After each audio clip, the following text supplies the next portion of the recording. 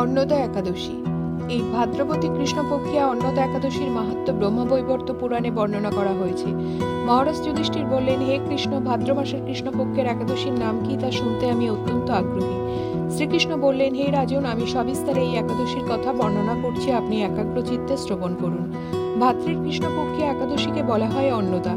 এই তিথি সর্বপাপ বিনাশিনী। যিনি শ্রীহরির অর্চনে এই ব্রত পালন করেন তিনি সর্বপাপ মুক্ত হন। এমনকি এই ব্রতের নাম শ্রবণে রাশি রাশি পাপ বিদরিত হয়ে যায়। এই ব্রত প্রসঙ্গে একটি পৌরাণিক ইতিহাস রয়েছে। প্রাচীনকালে হরিশ্চন্দ্র নামে এক নিষ্ঠাপরায়ণ সত্যবাদী চক্রবর্তী রাজা ছিলেন। পূর্ব কর্মফল ও প্রতিজ্ঞার সত্যতা রক্ষায় তিনি রাজ্যভ্রষ্ট হন। অবস্থা এমন হলো যে তিনি নিজের স্ত্রী, পুত্র এবং অবশেষে নিজেকে বিক্রি করতে পর্যন্ত বাধ্য হলেন। হে রাজেন্দ্র, এই পুণ্যবান রাজা চণ্ডালের দাসত্ব স্বীকার করেও সত্য রক্ষার্থে দৃঢ় নিষ্ঠা প্রদর্শন করেছিলেন। তিনি শ্মশানে মৃত ব্যক্তির বস্ত্র কররূপে গ্রহণ করতেন।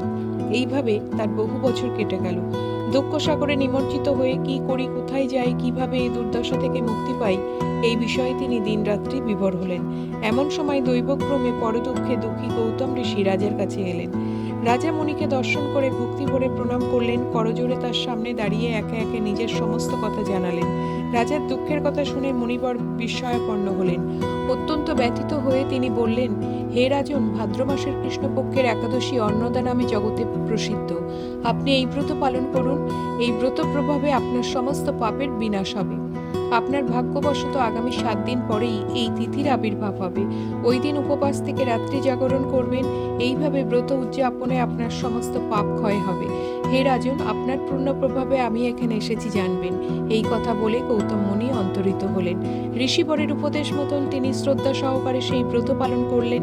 তার ফলে তার সমস্ত পাপ দূর হলো। হে মহারাজ, এই ব্রতের প্রভাব শ্রবণ করুন। যথাবিধি এই ব্রত পালনে বহু বছরের দুঃখ ভোগের অবসান হয়।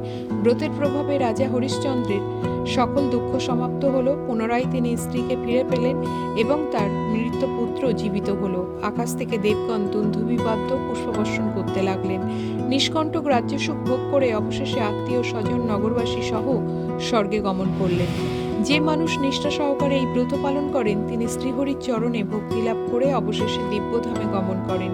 এই ব্রতের মাহাত্ম্য পাঠ ও শ্রবণে অশ্বমেধ যজ্ঞের ফল লাভ হয়।